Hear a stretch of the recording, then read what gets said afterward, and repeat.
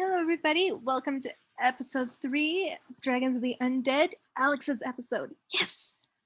Okay, so let's just say overall, I want to start off with I feel like this is the most structurally accurate episode of them all, and you can really tell. Like, this is an episode that just like, this is like,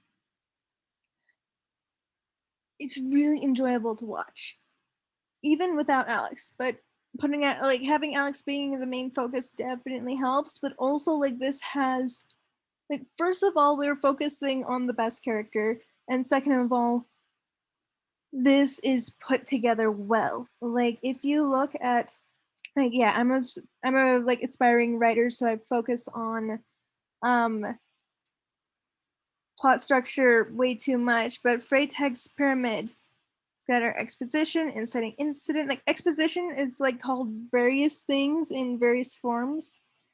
I will say I enjoy when people say like introduction to the normal world or something like that, but this is just like let us know what the current situation is. Then we have the inciting incident, which changes it.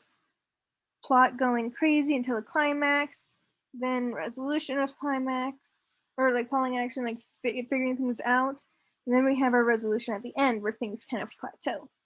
And this episode does that well. I feel like this is the best episode that deals with our characters. It really handles characterization very well. It also uses tension, stakes, it uses morals and dilemmas. Like true, like all the episodes kind of do, but this one really I really like how this one does it, and you can tell with this episode why these are good things. So for our exposition part of the episode, we start with like all these kids are here to be in school and they are in the classroom. This is their normal world. In the classroom, they are in a class about public speaking and the importance of public speaking, even though it's a dying art. So the D'Angelo's mom wants everybody to do a 3-minute presentation. 3 of the characters are excited. 1 of the characters is not. I think you can probably imagine which one is not. This is something that Alex has stage fright. This is not one of her talents. She has talents in other areas. She is scared. The other characters are having fun with their speeches, and I will say, I really like. It was really fun how the episode used the speeches as a tool for characterization. How the characters practice their speeches, what the speeches were about. I did not know that Tom. Like, maybe I'm dumb. Like I was not aware that Tom was so well interested in aviation. This is really cool. This makes the fact that he's a dragon rider kind of fun because it's like dragon aviation. But he very much likes aviation. D'Angelo, he is into caring for animals, caring pets, dental work. He's okay to get in and be messy. He wasn't squeamish at all about getting chunks of stuff out of his dragon's mouth, even though the others were kind of concerned. Like he's excited and passionate about it and rolls up his sleeves and get things done. We kind of already knew that, but that was really well characterization, just a little bit showing us who D'Angelo is. Um, June kind of chaotic stuff into the cryptids. Once again, we already knew this, but this was really good characterization. Like, if all you had to show someone was Dragons of the Undead, they would know these characters and who they are deep inside. There are things that they wouldn't know about these characters, but I don't think if you only showed someone this episode, people be sitting back like, okay, this is cool, but I don't know these people, so I have a hard time interpreting it, like I get from showing people episodes of other series. This really cemented characterization very well. But once again, Now we need to go to Alex. This speaking and getting attention from other people and being out in the world are her major fears. But her strength and her confidence is in technology. And her solution to create an avatar, a hologram, to give a speech for her shows that very well. But unfortunately, we have that's not acceptable, even though this is who she is. So then we get into she feels unaccepted by the world, outside world, which is one of the reasons why I imagine she has a hard time going out into it and doing these public speaking and things like that, because she doesn't feel like she's accepted with the talents that she's given. She is the tech monkey and she is a whiz, but she doesn't feel like she's accepted dealing with humans. The computers don't judge her. This is something that I feel is a big thing for her. So this is in our exposition thing. Now the inciting incident comes when her sensors, because she's bugged the entire place, her sensors trigger. Okay. And they go to investigate. Tom goes to investigate. He's kind of reckless, and D'Angelo's like, why aren't you following protocol? Once again, really showing us our characters instead of telling us. This is really good. This was a really good show instead of tale episode. But they find dragon bones. I will say that the dragon bones still aren't. They think that they try to factor dragon bones into their explanation of events, but once we figure out what's going on, the dragon bones still aren't explained. I was looking at them, and the closest thing I could come to was maybe we had a bone napper around who had grown too big for these bones, because it's kind of an intermediate size for a bone napper. And so he shed the bones and is maybe causing trouble messing with other dragons trying to find bones to make a new suit. Maybe this is why we have a bunch of molting feather hides come out and are rather aggressive. Maybe they're on alert because of a bone napper that was stirring up trouble. I don't know. At the same time, oh, sorry. These feather hides, they're whitish, they have torn up wings, they have foggy eyes, they have spikes instead of feathers. And we all assume that these are zombie dragons. And what did they do? They bit D'Angelo, who then tries to hide the fact that he was bitten. And they stole feathers. They kidnapped feathers. So this is our true, like, the fullness of the inciting incident. And this raises stakes. I didn't expect stakes to be risen this far in a kids episode. And true, I honestly don't think any of these characters would die or have permanent consequences. A lot of people like saying like, "Oh, there were stakes, but nobody died, and that's cheap." I'm like, I don't know. I'm a person who doesn't want all the characters I like to die. Maybe I'm weird. Like people keep on saying that like when there's like the episodes need to have stakes, and when there's stakes, they complain if things don't die. But then they complain the fact that How to Train Your Dragon was too sad an ending, even though nobody even died. So, like in How to Train Your Dragon 3, like the dragons didn't die. I'm just like, guys, make up your mind. I feel like people just like complaining, but I didn't think that they would. But at the same time, there were still these. This episode was done in a way that I still felt these feelings, felt concerns.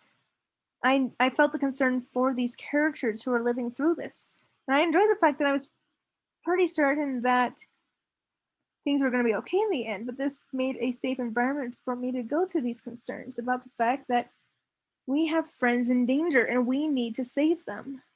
So we go and we have D'Angelo further being convinced that he is turning into a zombie and he's being very concerned, especially with June talking about zombies and the white dragons of death and everything, which really shows June.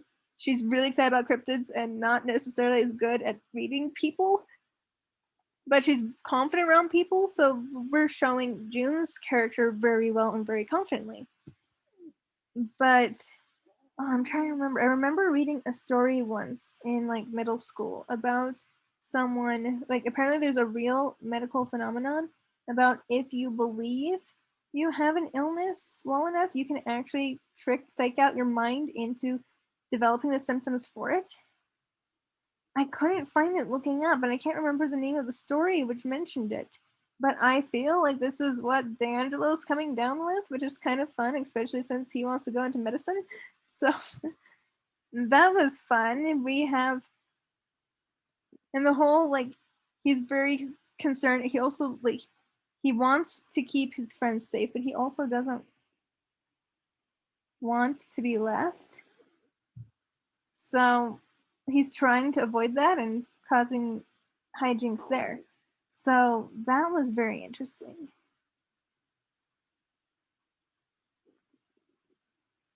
But yeah, we come and we find where the Featherhides are with the use of tracker data on the saddle. Unfortunately, the saddle was left, but it's close enough. Another thing of the saddles, I forgot to mention, like with the last episode rundown. Season 1, or episode 1, they didn't have saddles. Episode 2, and then thereon, they have saddles. I don't know how they made the saddles, but we have saddles now. They're bugged. Alex bugs everything.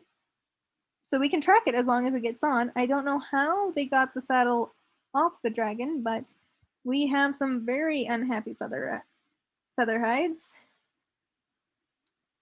So then we have people trying to go into full rescue mission, trying to save Feathers. Feathers is locked up in an area surrounded by featherhides, apparently in a hive mind.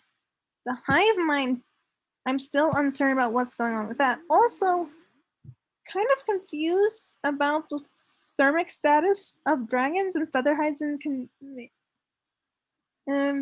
general at the moment, because the molting featherhides register cold, feathers registers hot. So apparently, either something really weird with feathers, or these dragons, like, are they warm-blooded? Are they cold-blooded? Animals, when they're molting, if their temperature is changed by the fact they're molting, they usually have significantly higher temperatures.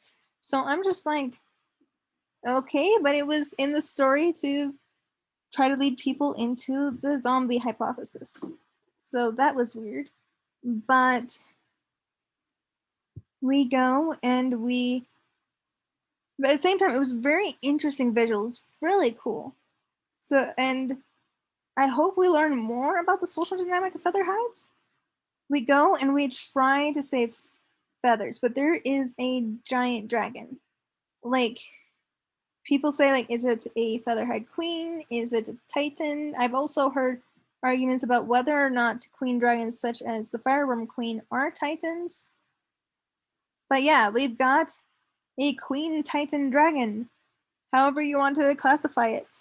And we also have like hundreds of Featherites who are not happy and are fire back till everybody makes this conclusion that this is hopeless. We have to give up and leave Feathers. Everyone except for Alex. Alex is very upset about the fact that she had run and hid when the zombie dragons attacked, allowing them to take Feathers in the first place. And Feathers counter her. She let her down. She's not going to let it happen again. So here we have the climax of she's just put down her foot. No. If the other people aren't going to help her save Feathers, she's going to do it herself. But she is not letting her down. And Alex heads back to Feathers, and she is going after the cage. She is trying to break it apart with her own bare hands and a piece of crystal. whereas everybody else watches as the big dragon comes to face her. But Alex, like, she's not good at standing, like standing her ground, but she is good at technology, and she has her hologram, which she uses to her best ability to combat this, and it is amazing. I will say, this is supposed to be a 3-minute speech, and apparently we only have the introduction, and she said her speech was already ready. I'm kind of confused. Was her speech only, I'm going to tell you about the importance of good avatar? Like, I feel like this shows the importance of a good avatar, but I'm like, excuse me. There's like another like 2 minutes and 57 seconds missing from this, you know? But true, it's only supposed to be up to 3 minutes. So how long does it have to be? I don't know. But she uses her strengths, and her strengths are good enough to pull off what everybody else trying to do the normal expected way could not. And that was amazing. In the meantime, though, everybody else is being surrounded by aggressive molting featherhides and getting very overwhelmed. Like, it looks like they're all going to be defeated, and I have no clue what these featherheads are going to do, but it's probably, I'm like, yeah, until Alex gets feathers out and they come and swoop in and save the day and save everyone by doing the sonic blast, knocking off the molting skin to make the feather hides good again. I will say, with how colorful all the others were, I thought that the queen would be more colorful, but maybe she's like a female bird where the adult females are less colorful to be able to blend in more. She just kind of blend in. But yeah, one thing I will say, the resolution was really good. It was kind of ambiguous, but at the end, Alex came to the conclusion that she was brave enough, she was good enough, and she was valid. Whether or not she could do a speech or not. We didn't even see whether or not she did do the speech later on, but she was no longer not crying, but upset about the fact that she'll just have to accept the F because that's all she's good for.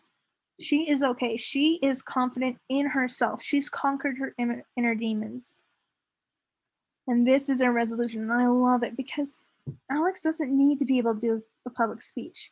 If coming to this resolution helps her to do that public speech, that is amazing. Go for you, Alex. But you're not an F if you can't do a certain thing that other people can.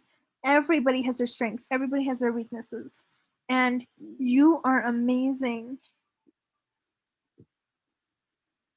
as you are. And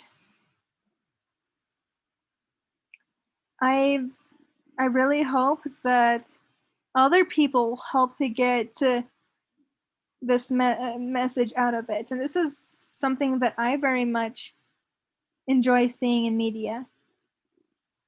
And I honestly love the fact that we have it open-ended. It's not about the speech. It's about the fact that Alex felt pressured about her self-worth because of the speech.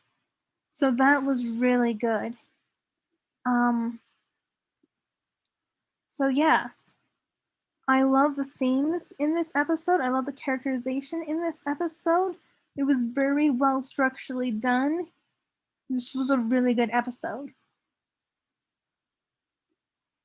And I will say, like, watching this episode, I was kind of like, okay, I'm kind of confused by the fact that she still has spikes, but the other dragons, the other featherheads had spikes when feathers didn't. And I'm like, at one point I was like, this kind of looks like pin feathers, like the new feathers that are coming in that are still wrapped up in a blood-filled substance, like cap to help them grow while they're molting. And the fact that it turned out that they were molting was really fun. But just to warn you guys, if you are watching that episode of Dragons for the Nine Realms as a documentary on molten creatures, no, like, that's kind of where the science ends. Yeah, this is not scientific. Just to warn you, this is not a documentary. I already mentioned the fact that they describe these molting dragons as having lower blood temperatures when animals in the molt actually have higher to help facilitate rapid growth of feathers, and especially since these ones theoretically have feathers. Like, it's definitely animated strangely, but we're going with these things have feathers, and that definitely causes issues. Also, okay, we have these dragons had ripped wings, and then they molted, and the wings are good. This works with things with feathers, like this parrot. Like, they look very tattered, and then he'll molt and he'll be perfect. But that's because the feathers are falling out, and we're getting the pin feathers, and then the feathers growing out of the pin feathers, and it creates a really bad situation looks wise. But then but the thing is, this is something falling out and growing back in. The wings are a membrane of these dragons with scales. We don't have patches falling out and coming back in. Like, if we have, like, a spider can lose its leg in molting, but since, like, it's a weird thing with the fact that they have exoskeletons, the fact that they can regain a leg with molting. But once again, these dragons don't have exoskeletons.